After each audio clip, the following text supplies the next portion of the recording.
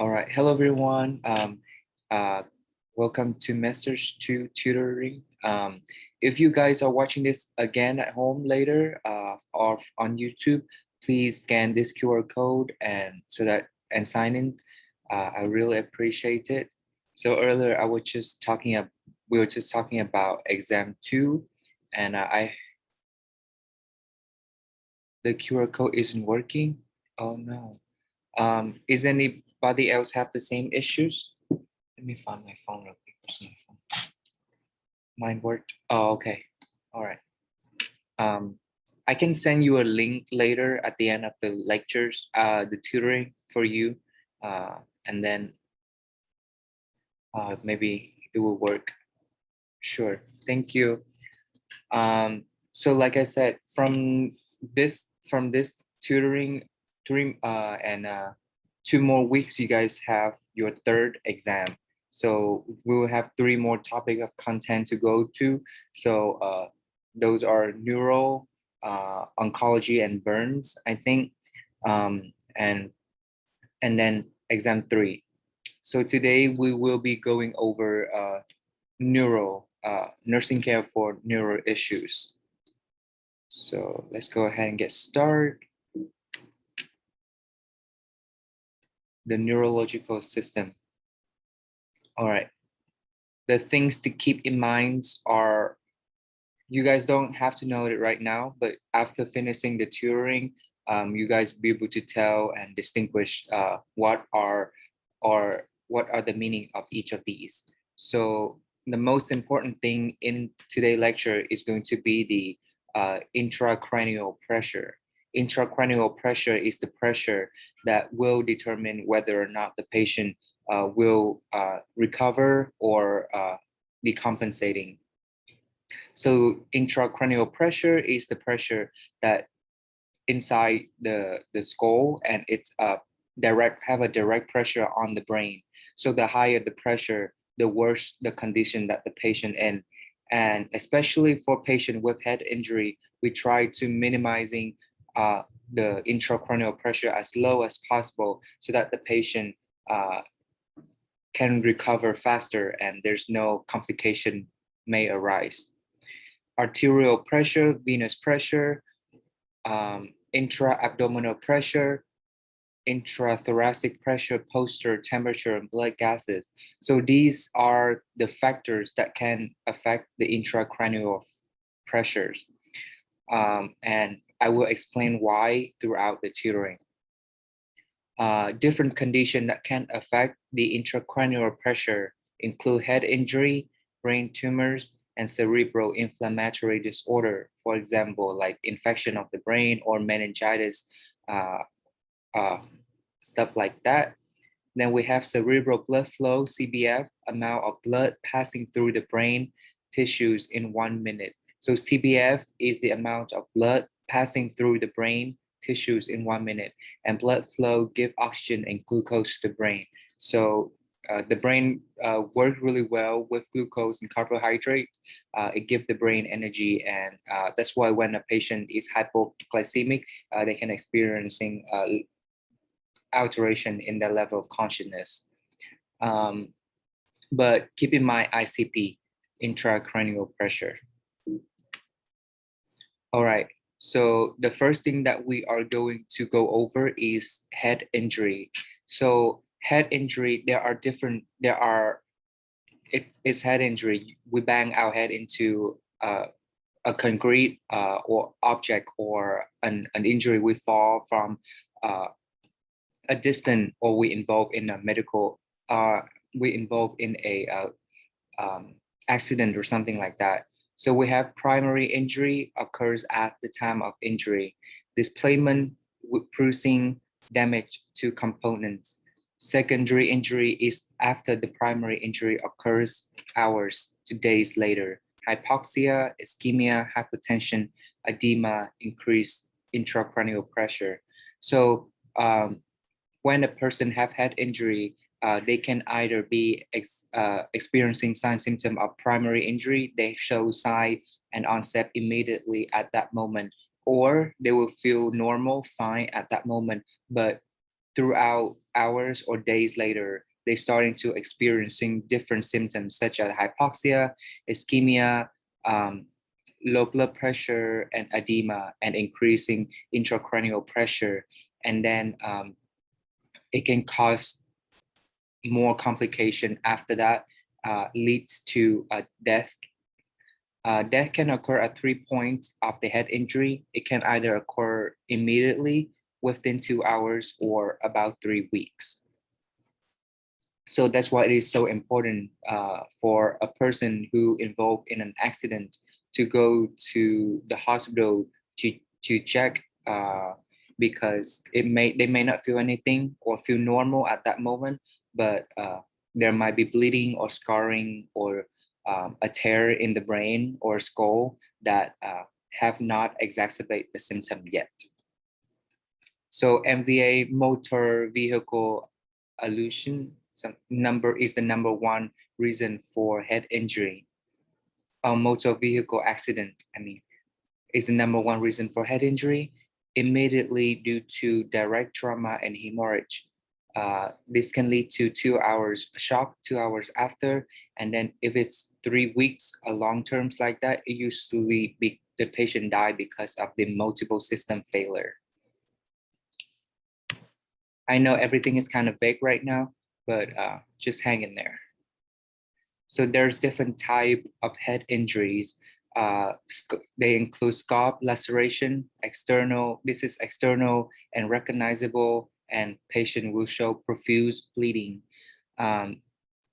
Any type of laceration, laceration are the opening entry for the bacteria to get into the body. And scalp laceration is especially dangerous because it's right at the area of the brain. So the bacteria can get into the brain and causes significant issues such as meningitis or major complication of infection.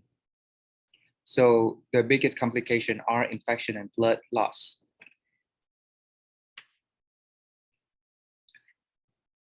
Type of head injury, skull fractures. So if we have a frontal fractures, we will see the CSF is the cerebral spinal fluid coming out the nose, and we call it rhinorrhea. It is like a clear fluid that leak out the nose.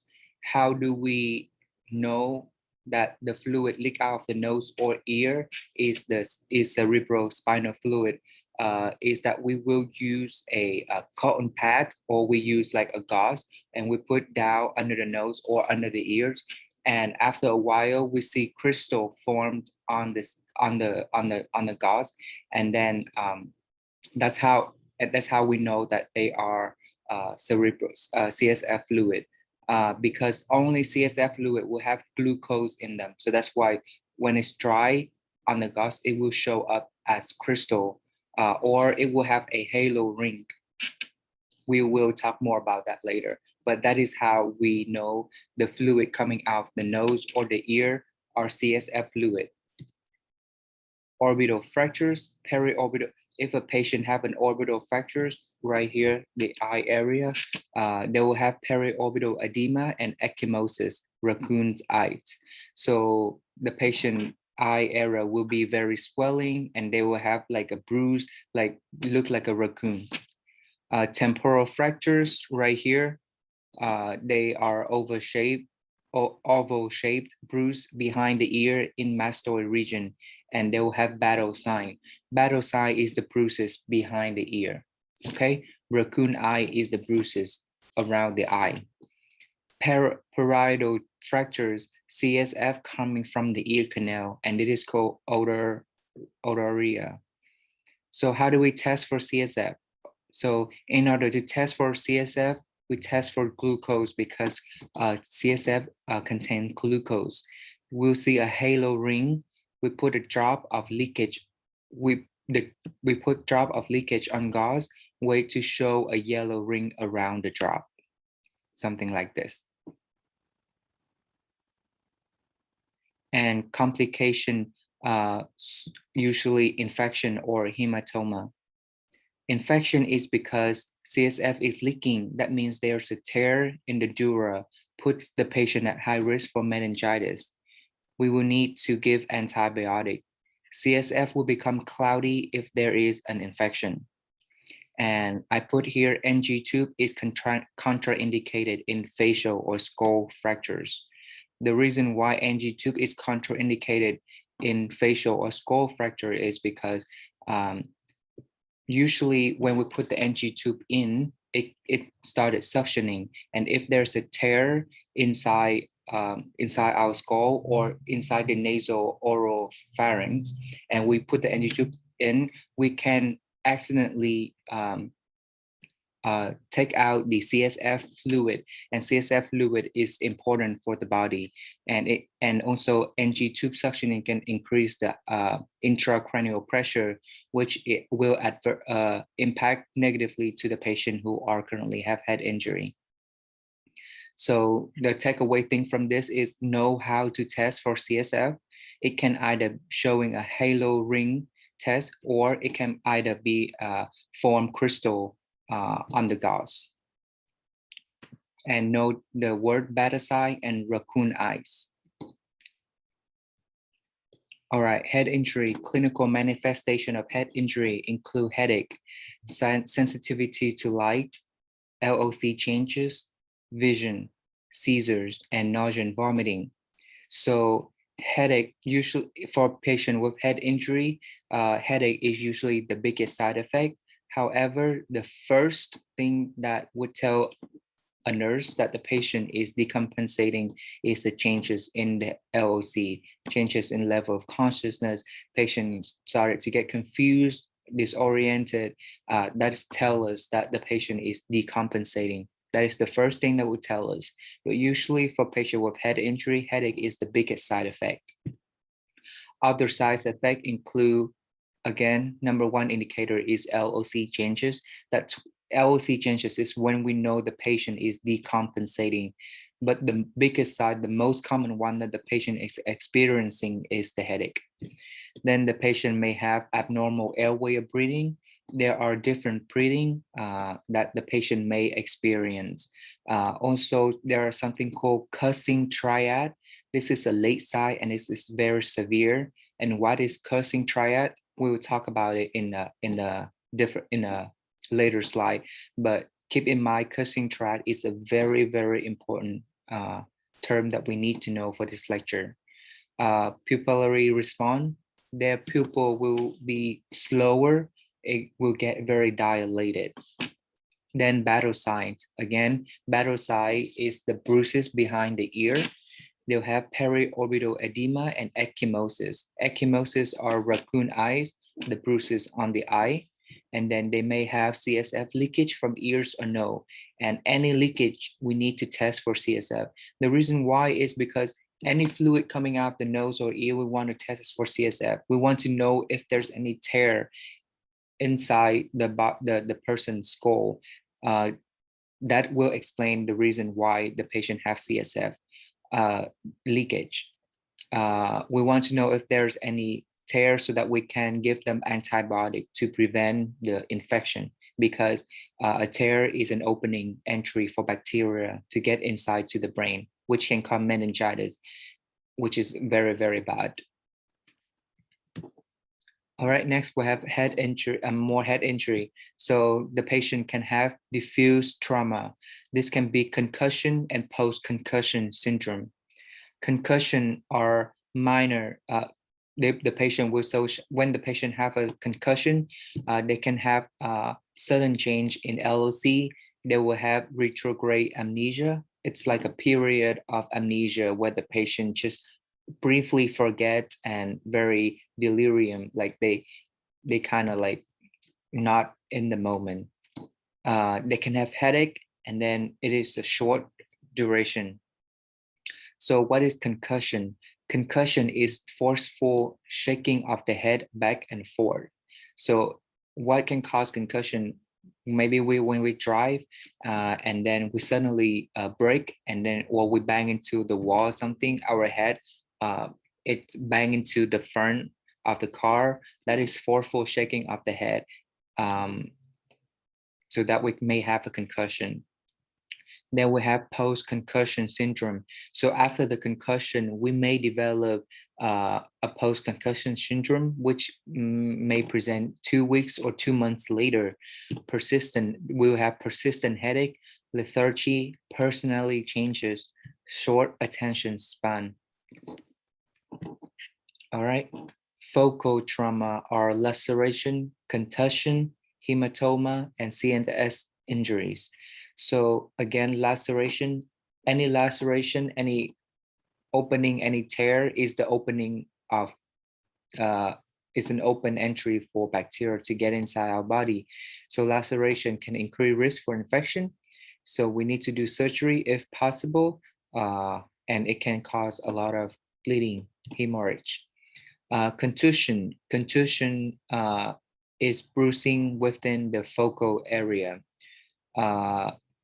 They can cause hemorrhage, rebleed, necrosis, edema, seizure. So basically contusion, the difference between the contusion and concussion is externally, the head is forcefully shake back and forth. But when we have a contusion, we may also have a contusion. Contusion is when the brain, we talk about the brain inside the skull. It can either be coup or counter coup. In a coup contusion, the brain bang into the front of the skull of the head. And in the counter coup, the brain bang into the back of the head. It shoves into the back of the head. And these coup and counter coup can lead to bruising of the brain. And whenever there's bruising of the brain, it can lead to either bleeding, causes necrosis on that part of the brain, or develop edema and even seizures. So that's what's the difference between concussion and contusions. All right, next we have hematomas. Epidural hematomas is the bleeding between the dura mater and the inner surface of the skull. It is important to remember this term, epihematomas. It will be on the exam, at least on my semester. Neurological, epidural hematoma is a neurological emergency. They can either have arterial bleed or venous bleed. So what is arterial bleed? Arterial bleeds are rapid and can be very fast to show sign and symptom. Venous bleed. Venous bleed is slow and can take a couple of weeks. They can show sign symptom of LLC changes and it's very slow onset. Manifestation of epidural hematoma include initially unconsciousness. The patient may be unconscious. They will have a brief lucid interval, like a short duration of amnesia when they forget things and they kind of out of the moment. They'll have decreased LLC, headache, and nausea and vomiting. So this is a focal trauma. Neurological ER will need rapid surgical intervention, burr hole, to relieve the pressure from the bleed. So usually when the patient have a head injury and they develop a hematoma, which is a hematoma is like a trapped blood, like there's bleeding inside of the brain and the blood doesn't leak out of, we cannot see the blood, but inside it's like bleeding internally.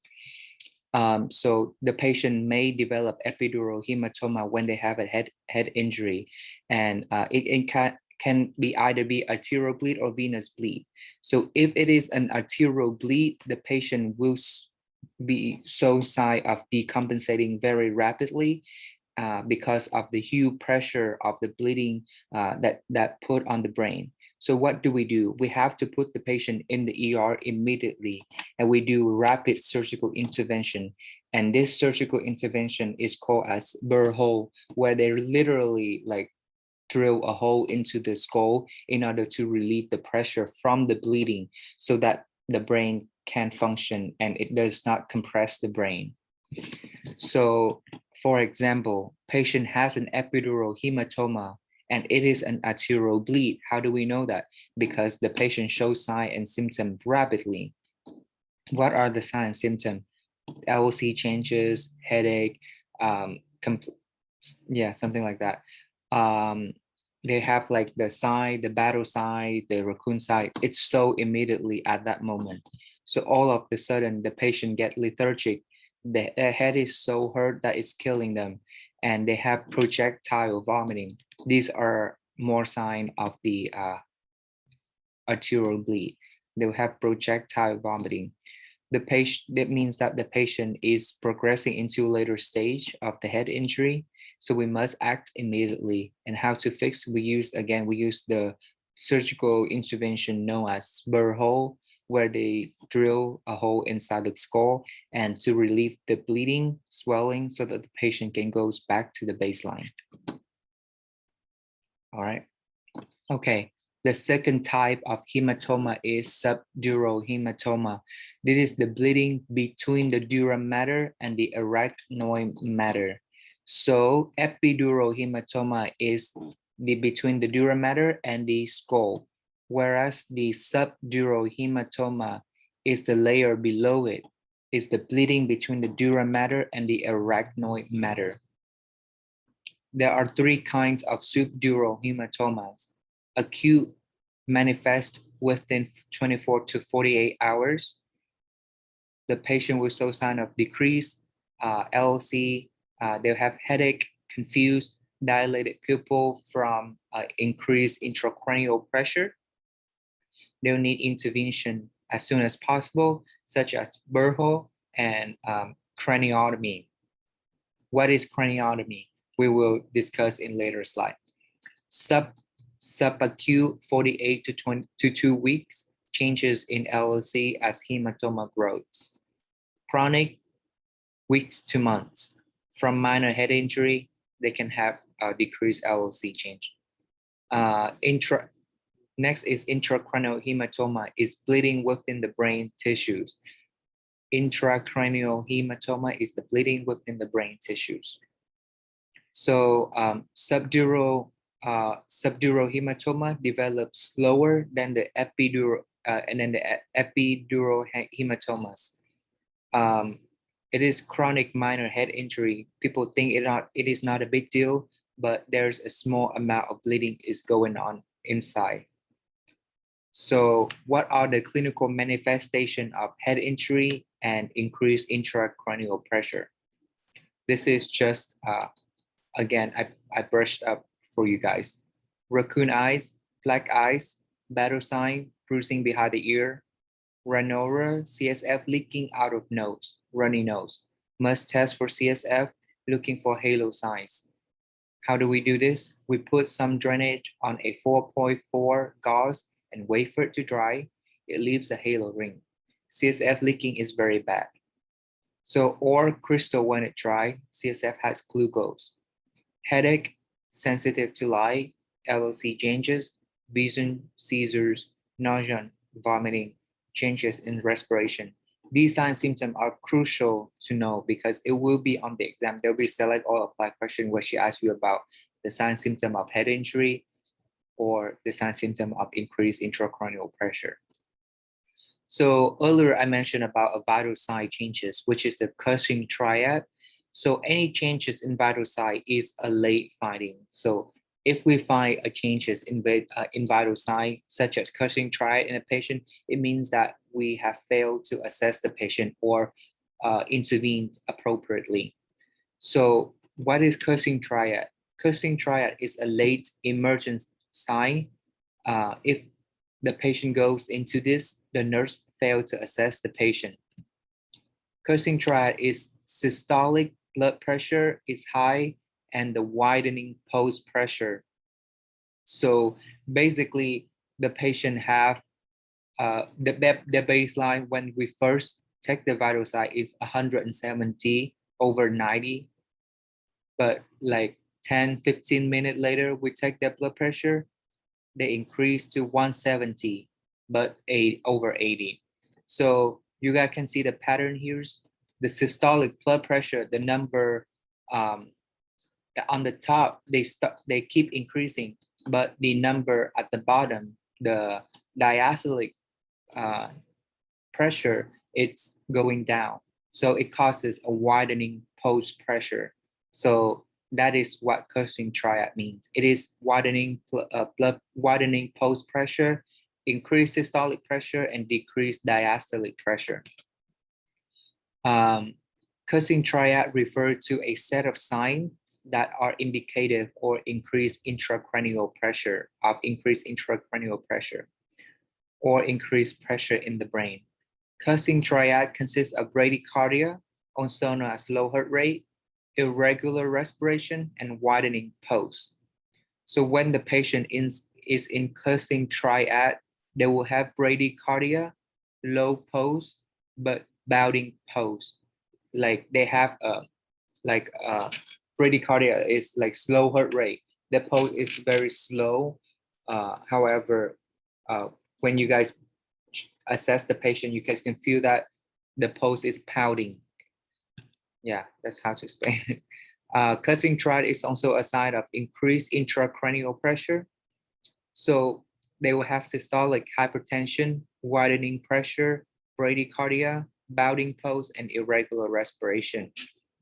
So that is what we need to remember for Cushing triad, basically. Again, Cushing triad, systolic hypertension, widening pulse pressure, bradycardia, bounding pulse, and irregular respiration. All right, next we have head injury care. So diagnostic study for head injury includes CT scan, MRI, transcranial Doppler, treating the skull fractures, craniotomy, and burr hole. So CT scan is the best and fastest way to do. So it is the #1 diagnostic test for patient with brain injury. So if there's an exam question, what is the diagnostic test for head injury? The first thing we would do for the patient is CT scan. Transcranial Doppler, it measures the cranial, the CBF. I don't know what the CBF is. I have to look it up. Fractures are usually treated conservatively. Craniotomy is remove the bone flap to stop bleeding vessel, then bone flap it to put it back on. So basically, like it's like our head, and then they like make a circle and they open it, they flap it out, and then they stop the bleeding vessel inside the brain, and then they flap the part that where they open back on to so that's craniotomy. So we have to place a sign saying that what side was operated on, so others know the operated side. And then we have to have the head of the bed elevated at 30 degrees after the procedure. Burr hole is skull is open for decompression, usually used in the ER. And when do we use burr hole? When the patient has arterial bleed and epidural hematoma. Oxygen is given to maintain the brain and get oxygen it needs. We don't want the patient go to hypoxemic and damage brain cells and die. Always monitor oxygen for neuro patient.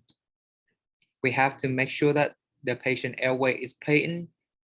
We stabilize their spine, give them oxygen, give them IV access, neurogenic shock care, and then we have to constantly check their classical Chromascale, and then we need to put them in a quiet environment to decrease this external stimuli, because the more external stimuli, the more beeping sound, the more interruption that we causes for them, it can increases their intracranial pressure.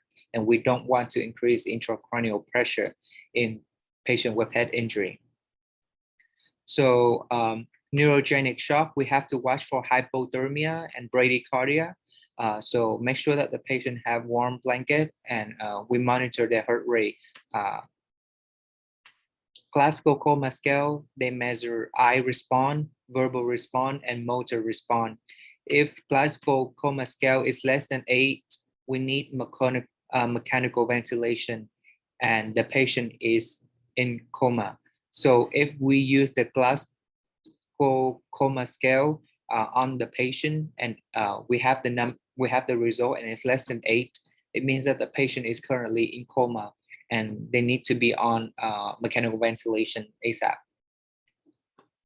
Okay, next we have increased intracranial pressure. This is life-threatening. So when the patient have head injury, they breathing pattern or their breathing system, it's get decompressed, it's get compromised. The patient might experience hypercapnia because they don't exhale or inhale as good as before because of the injury to their spinal cord or their head. So hypercapnia, the buildup of carbon dioxide in our body, may lead to acidosis. And when there's acidosis, we have impaired autoregulation. This will lead to systemic hypertension, and then it can lead to increased cerebral edema.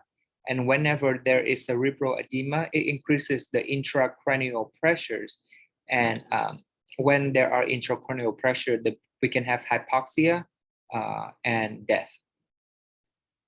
Sustained ICP, intracranial pressure, is more, if it's consistently more than 20, it can cause herniation of the brain and lead to cerebellum and brainstem and causes respiratory arrest. So we don't want anything above 20.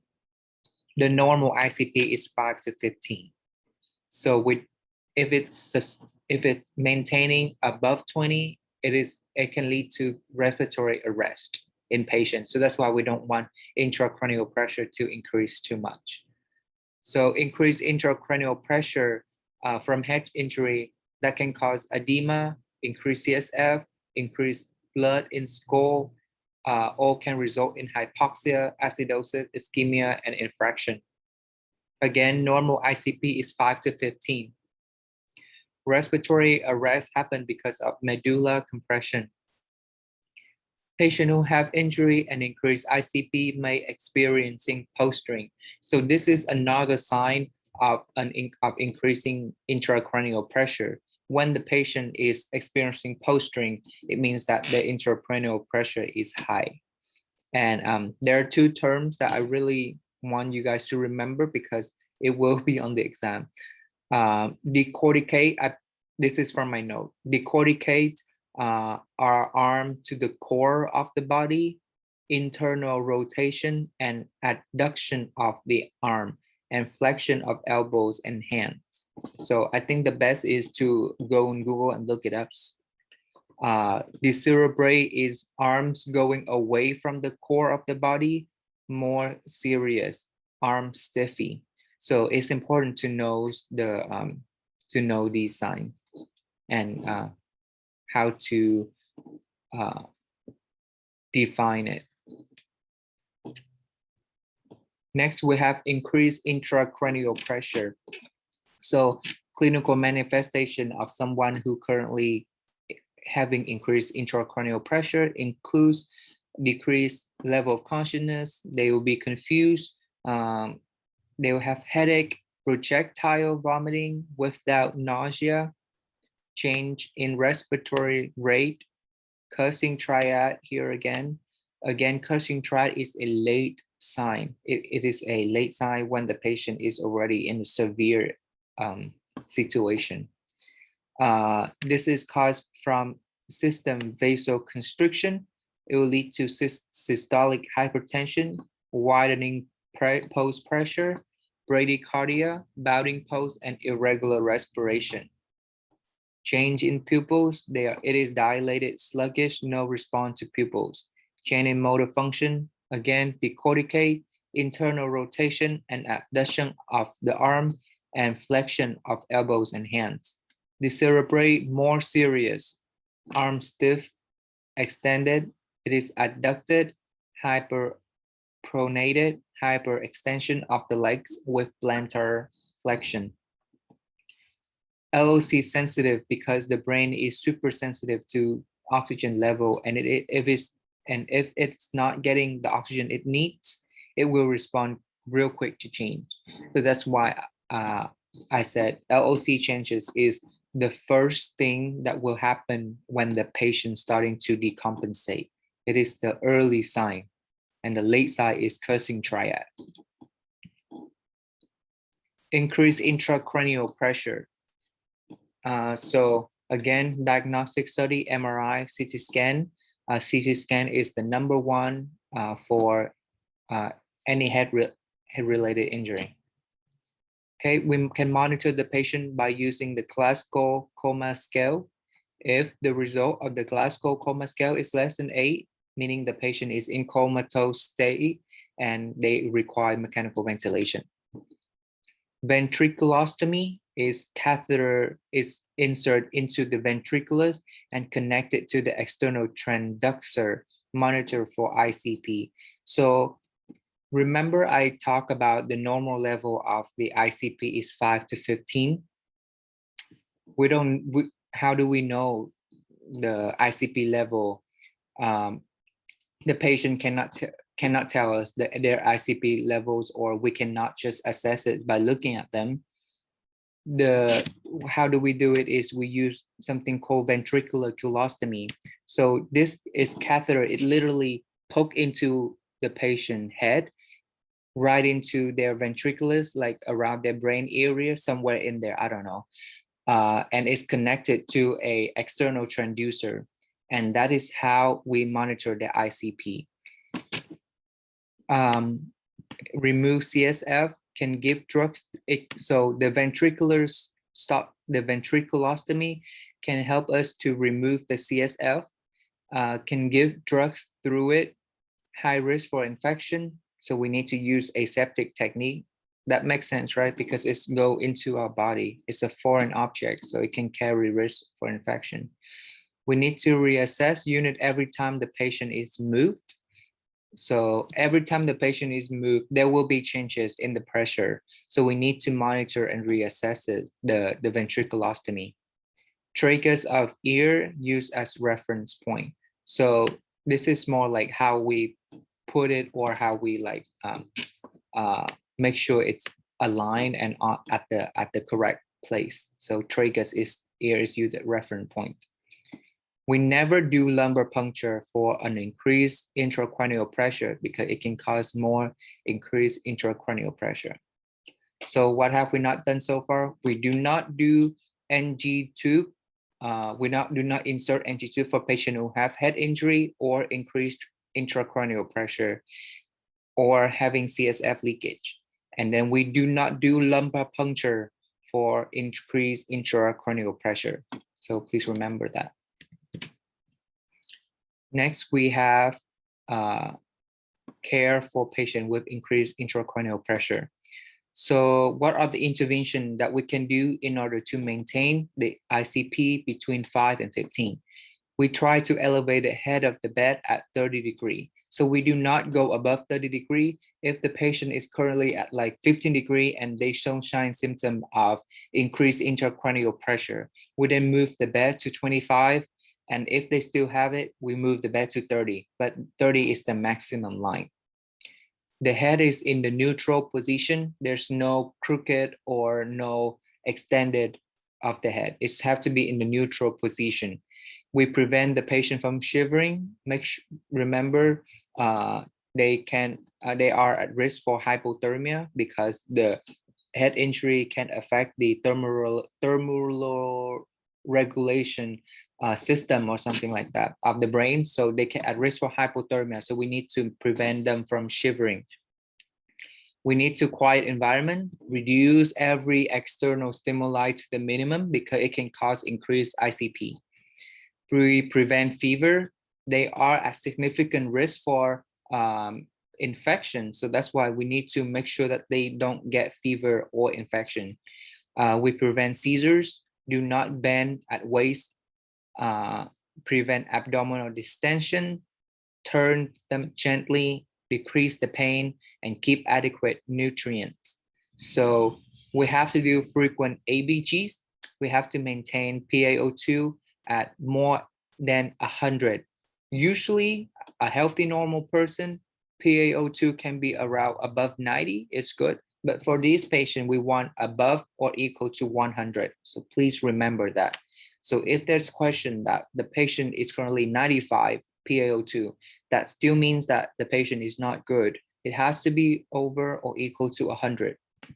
Then PaCO2, earlier remember, hypercapnia can cause acidosis and lead to increased intracranial pressure. So we don't want this number to exceed 45. So we want to monitor the ABG and make sure that PaCO2 stay between a range of 35 to 45. So all of these can cause increased intracranial pressure. For shivering, we may need to use sedative. Pain, we give pain med on time and assess for pain frequently using pain scale. Seizure may need to give them prophylactic anti-seizure medication, and fever, we give them antipyretics, cool bath, cooling blanket, ice pack, or intravascular cooling device may be needed to be used. Abdominal distension, we may use NG tube to take out content in the stomach and prevent constipation. Give stool softener. Here they said may need to use NG tube to take out content in stomach. So if the patient does not experience ICP, we can use NG tube. But if they are at increased ICP, like around above more than 15, we do not use NG tube. If it's below 15, we can use it. And when we have the CSF leakage, definitely do not use NG tube because it can cause suction of the CSF out. All right, and we do not do lumbar puncture for increased ICPE2. We prevent constipation. We give them stool softener. We teach the patient not to bear down. Right, next we have increased Glasgow Chromascale. So Glasgow Chromascale will assess the ability to open eyes, ability to speak, ability to obey commands. Highest score for a patient with the scale is 15. It means that the patient is fully alert. The lowest score is 3. The patient is fully unconscious. So what is the thing to take away here is that if it is less than or equal to 8, the patient is in coma and is in need of mechanical ventilation. GCS is a quick way to check for LOC. Okay, so drugs. There's only 3 drugs that I really want you guys to know: mannitol, hypertonics, and corticosteroids.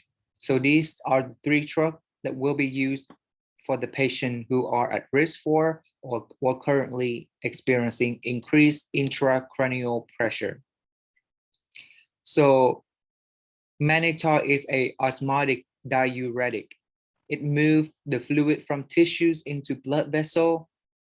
Okay, that as a result decrease ICP because now there is a decrease in brain fluid within the skull. Mannitol decrease ICP by immediately expanding the plasma, which reduce the hematocrit and blood viscosity. As a result, it will increase the cerebral blood flow and cerebral oxygen delivery. We'll need to monitor for fluid and electrolyte. Right, next we have hypertonic saline solution. It moves the water out of the swollen brain tissues into the blood vessel. It is as effective as mannitol. As a result, it also decreases swelling in the brain and increase cerebral. I need to check what does CPF mean. Monitor blood pressure frequently and sodium level because intravascular fluid volume excess can occur. Lastly, we have corticosteroids. They are not used in cases of traumatic brain injury. It is used to treat vasogenic edema. It stabilizes cells membrane and stop prostaglandin, which causes inflammation. As a result, restore cerebrospinal fluid.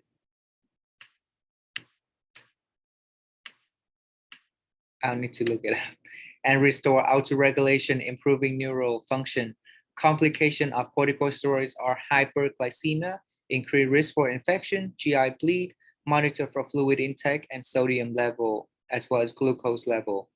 And to prevent GI bleeding, the patient may get the PPI or H2 blocker to reduce stomach acid and reduce GI bleed. All right. So these are the 3 drugs that you guys need to study. Next, we have increased intracranial pressure. How to care for them. We will start the nutrition within 3 days after the injury because the body is currently in hypermetabolic state and hypercatabolic state. So we need to start in nutrition as soon as we can, which is 3 days after the injury. We give either enteral or parenteral. We use normal saline for secondary line. Hypermetabolic state and hypercatabolic state increases glucose consumption. The body needs glucose for energy so that it can repair itself. Without nutrition, the patient could get more edema in the brain. We want to give enteral if patient has functioning GI tract, and parenteral if patient is completely in coma and had non-functioning GI tract. So parenteral is through the IV and enteral is directly to the stomach. All right, so earlier that I mentioned about there may be different changes, alteration in breathing pattern. So these are some of the breathing pattern that the patient might experience. Usually chain stroke is when the patient near death. That's usually when they show signs of chain stroke. But the most important thing I would study is the chain stroke, the ataxic, and the cosmal. So these are the most 3 important in my opinion. But the other 2, it's good to know. All right, respiratory function. Always check for airway patency, remove secretion, monitor ABGs, decrease pain, anxiety, and fear. We watch for side effects of opioid and neuromuscular blockers. So when we're removing secretion, remember it can cause increased ICP. So we do for 10 seconds and limit 2 times. We give 100% oxygen before suctioning. So again, we can use NG tube or we can use suctioning for patients who have head injury. However, the ICP have to be less than 15. If the patient is experiencing CSF leakage, we don't do suctioning and we don't do NG tube. Pain, anxiety, and fear can cause irregular breathing and can lead to increased ICP and blood pressure. We may need to use sedative, paralytics, analgesic, and have patient in a quiet and calm room. Observe for agitation, teach patient about reducing stimulation when visiting.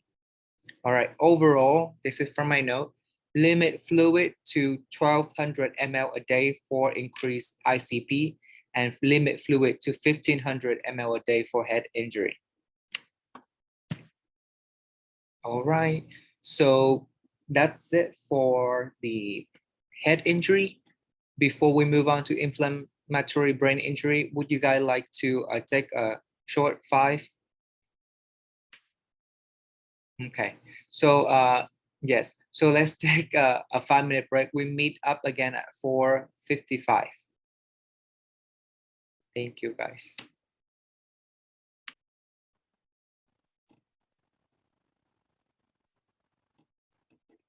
Okay, so I hope everyone is back. So I just posted the link to the QR sign-in for anyone that came in late or haven't signed in yet.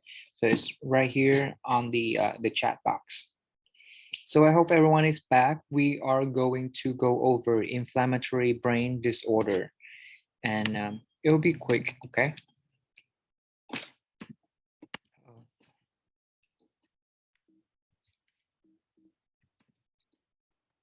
All right. inflammatory brain disorder, the first thing we have is bacterial meningitis. So I think we heard this before as a college student. Before we get admitted to college, I think we all have to take a meningitis shot. If the patient is experiencing bacterial meningitis, this is a medical emergency. It is inflammation in the meningeal tissue that will cause increased CSF production and increase in ICP. Who are at risk: college student in the dorms, individual in institutions, older deliberated adults. Bacterial meningitis are usually caused by Streptococcus pneumoniae or Neisseria meningitidis from respiratory tract or bloodstream, from direct penetrating wounds or fractured sinuses. That's why we need to keep an eye on infection risk when someone comes in with an open fracture or laceration to the skull or face. So what are the key clinical manifestation of bacterial meningitis? These are fever. Makes sense, right? Meningitis is an infection, so they were experiencing fever. They'll have severe headache and it get progressively worse over time. Persistent severe headache. They'll have nausea and vomiting. They'll have something called nuchal rigidity. Their neck will be very, very stiff. They'll have photophobia, decreased LOC, sign symptom of increased ICP. Complication, things cerebral edema, sign symptom and complication or death. So the first four signs are the key sign of meningitis. The patient needs treatments ASAP. If not, there's a poor prognosis. So for example, we work in the ER, the patient came in, have a fever, 104 or 100.4 and above, and they complain of headache and they nauseated and they have, the neck is stiff.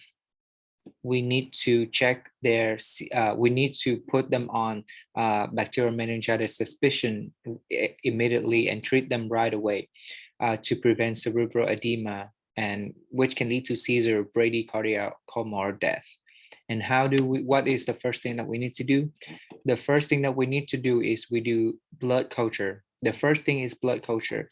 Blood culture will identify the bacterial agent and what antibiotic to give. Onway gets the culture before antibiotics started. Then we started on the broad spectrum while we're waiting for the result. Then we do CT scan. CT scan will rule out obstruction that will increase the ICP. Then we do lumbar puncture. So in meningitis, we can do lumbar puncture, but we don't do lumbar puncture if the patient have increased ICP. I know that kind of confusing, but we can do lumbar puncture in bacterial meningitis. But if the patient have an increased ICP, we don't do lumbar puncture. So lumbar puncture is done to see if the CSF have a lot of white blood count or neutrophils inside. If there are, we can confirm the infection. Then X-ray will help us to see if there's any infection in the sinuses, and blood culture and CT scan are done first and immediately. When we do the lumbar puncture, patient lay on the side, then hug a pillow or sitting down on the bed and bend over. We do not do lumbar puncture in increased ICP patient. Okay. All right. How do we care for them? We treat the pain. We reduce photophobia. We reduce the external stimuli, the light. We treat the fever. We place the patient in isolation room because we don't want anything infect them, and give them proper nutrition. Treat pain with codeine, and want to treat pain because remember it can cause increase in ICP, seizure, and other complications and death. Reduce photophobia by placing the patient in a dark room, and also want to reduce stimuli, so in a dark, quiet room. Treat fever with acetaminophen or aspirin because again, this can cause increased ICP patient placed in an isolation room because they are highly contagious and if they are positive for infection. Nutrition, give them high protein, high calories, and small frequent meals. All right, next we have spinal cord and peripheral nerve problem. This is the last section of the tutoring. So we're almost there, guys. 10 more slides. Next, spinal cord injury. Primary injury, initial physical disruption of the spinal cord. So remember, spinal cord go all the way from the neck to the tailbone, okay? They can be blunt trauma, penetrating trauma, can cause spinal cord compression, bone displacement, blood supply interruption. Second injury include due to primary injury, it's ongoing damage that result in cells death due to hemorrhage, hypoxia, ischemia, or edema. It can cause permanent damage. Number one rule for patient who experience spinal cord injury is to stabilize the patient right after the initial injury to protect the C-pine. If patient has a spinal cord injury, they have lots of swelling and can cause perfusion to not occur. This can lead to edema. Apoptosis can happen. Apoptosis is also known as a programmed cells death. And for weeks after injury, the spinal cord will end up dying. Or spinal cord shock, spinal cord injury, have spinal shock. So occurs shortly after the acute spinal cord injury. They lose the deep tendon reflex, lose sphincter reflex, lose sensation, unable to regulate body temperature, and have a flaccid or paralysis below level of injury. They can last days to weeks. Neurogenic shock occurs in T6 higher injury. So where is T6? T is thoracic. So it's like about right here and it's about T6 and or higher. So anything from T6 to higher, we have cervical, C, T is thoracic, and then L is lumbar. Which is below the chest, the back, lower back.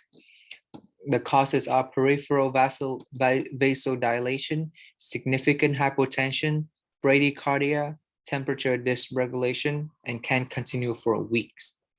With peripheral vasodilation, there will be a decrease in cardiac output that will lead to venous pooling and then eventually a decreased oxygen being delivered to the body organs. Classification of spinal cord injury. Mechanism of injury include flexion, flex rotation, hyperextension, compression. It's how they injured themselves. Level of injury, skeletal level is the vertebral level. Neurologic level, lower segment of the spinal cord with normal sensory and motor function.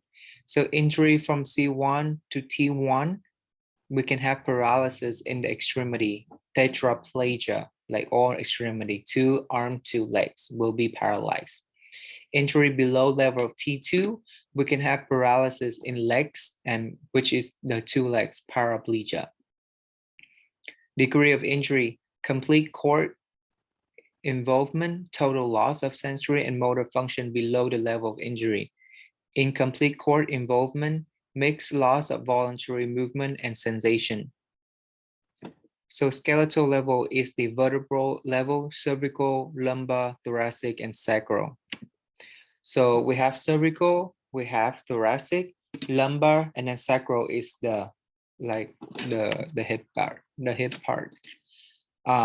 Manifestation of spinal cord injury include respiratory system correspond with level of injury. Anything above C4, remember C, cervical, is total loss of respiratory muscle, patient in respiratory arrest. What do? Put them on mechanical ventilation. C3 to C5, we lost the phrenic nerve innervation to the diaphragm. So we have respiratory insufficiency. So the patient is still able to breathe, but their diaphragm is not able to move up and down. So they'll have insufficiency in respiratory. Above C4, they don't even initiate the breathing process. So They are at risk for aspiration, infective cough, atelectasis, pneumonia, neurogenic pulmonary edema. So C3 to C5 respiratory insufficient because there are decrease in chest and abdominal strength and movement. Next, we have cardiovascular system. Injury above T6 can cause bradycardia, peripheral vasodilation, hypotension. So we have to know this. We have to know above C4, above C5. She will give you a specific number and then she'll ask you what complication the patient may experience. So if she talk about the patient have an injury above T6, what can happen? The patient may experience bradycardia, peripheral vasodilation, and hypotension. Injury above T6 can cause, again, bradycardia, peripheral vasodilation, hypotension because of sympathetic nerve system dysfunction. All right, the urinary system of a person who has spinal cord injury, they will have something called neurogenic bladder. The patient unable to control the bladder. They don't know or feel the extension of the bladder when they don't have the urge to pee. So it can cause urinary retention. Their bladder can be extended so big, they don't have the urge to pee. So it's just sitting in there. We have to place indwelling catheter ASAP, and they have trouble emptying and storing the urine. So that is neurogenic bladder, no urge to pee.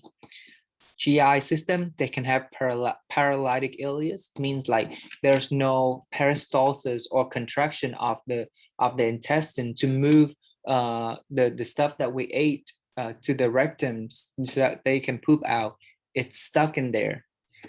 Stomach ulcer, so we need to place an NG tube.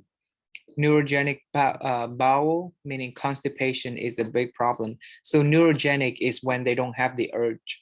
So if they have neurogenic bladder, they don't have the urge to pee. If they have neurogenic bowel, they don't have the urge to poop. The stool is just sitting in there and they don't know what to, and they don't know that they have to poop. So what do we do in that case?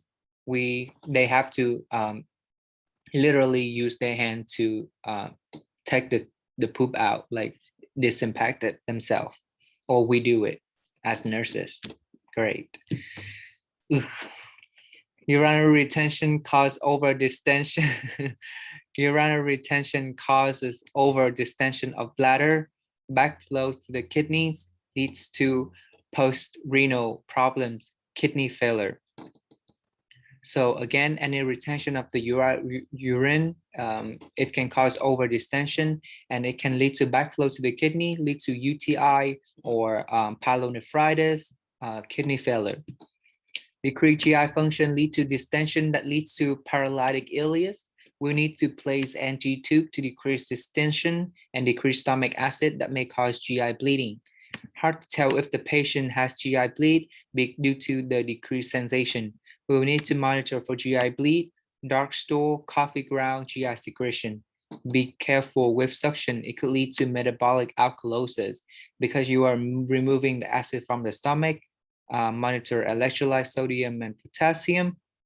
So for constipation, we give stool softener, fluids, and fibers.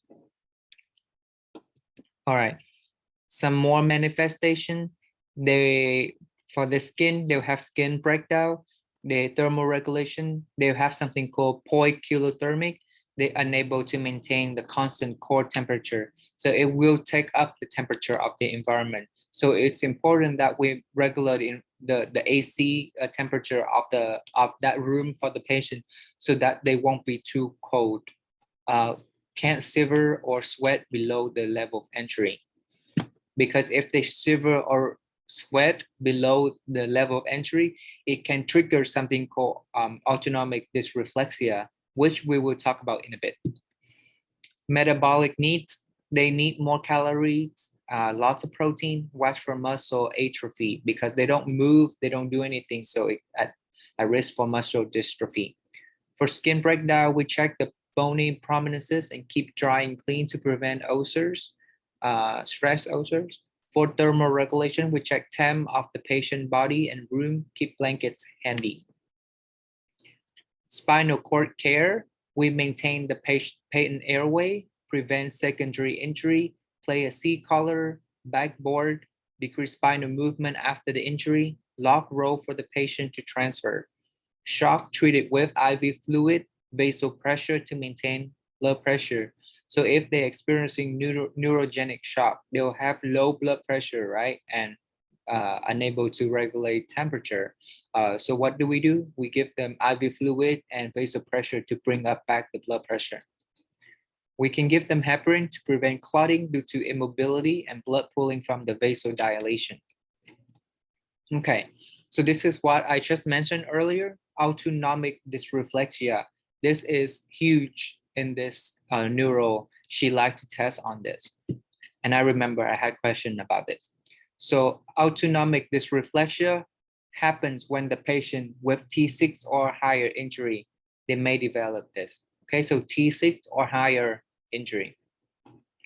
Autonomic dysreflexia is massive uncompensated cardiovascular reaction from the sympathetic nervous system. It starts below the level of injury. It causes vasoconstriction, and common cause are distended bladder, rectum, severing or sweating below the level of injury, or impacted bowel. Other causes include skin stimulation and pain. It is life-threatening. Manifestation, how do we know the patient is experiencing AD? They can have hypertension, throbbing headache, diaphoresis, flushing above the level of injury, bradycardia, piloerection, it's like goosebumps, anxiety and nausea. So vasoconstriction causes increase in blood pressure, which activate the peripheral nervous system, which turn decreases the heart rate. Prevent constipation and a full bladder, decrease pain and giving med on time. So after I read that, I wouldn't understand it either. But in order to synthesize for you guys, autonomic dysreflexia. So for example, a patient is having a T6 and above injury. So anything below the injury, below the T6, they have an injury. So anything happen below it, they cannot send a signal to above the T6 injury. So for example, the patient have an impacted bowel.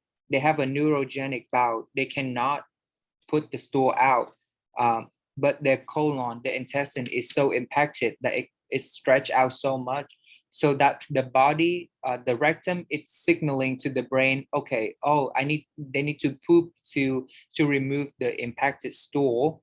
However, because they have an injury at their T6, the thoracic level, the signal does not get through to the brain. The brain doesn't know that there are stool impacted down there because of the injury that blocking the signal. So everything happened below the T6 because they received the signal. Everything below the T6 received the signal from the rectum. It have a system, a sympathetic nervous system where it causes hypertension, and because the brain doesn't know there are impacted stool, but it can sense the increase in blood pressure. Therefore, it decreases the heart rate. So that's why it's so life-threatening that the patient have high blood pressure due to the impacted bowel, but the brain doesn't know what is going on. So that's why it decreases the heart rate. So that's why the patient have hypertension and bradycardia. And because they decreases the heart rate, and so that the brain will have severe and throbbing headache. And they have pale extremity below the level of injury. So does that make sense? I hope that makes sense. So basically we have to prevent the constipation or a full bladder in the patient who have spinal cord injury is because of that, because they cannot send any signaling to the brain if there are things that happen below the level of injury. So I would take away from this is the common cause of AD and the manifestation of it. So what do we do to intervene when the patient is experiencing AD? So If the patient is complaining of headache, we start assessing for AD immediately, and we do intervention ASAP. And the intervention include elevated the head of the bed. Sorry, I think I wrote that wrong. Elevating the head of the bed and lower the blood pressure. We measure the blood pressure. We elevate the head of the bed to 45 degrees or sit the patient up. We remove the bowel impaction. If the cause of the AD is bowel impaction, we get an indwelling catheter for a full bladder. We loosen their clothes. If there's constricted clothes, too tight of the jeans or anything that really constricted below level injury, it can also cause AD. Decrease their pain, make sure they're not shivering, and then we call the healthcare provider. Also, we give them fluid replacement and vasal pressure agent to bring up back to help with the issues. And I think that's it. That's the last slide that we have for today. Does that make sense for you guys for today? I know it was long.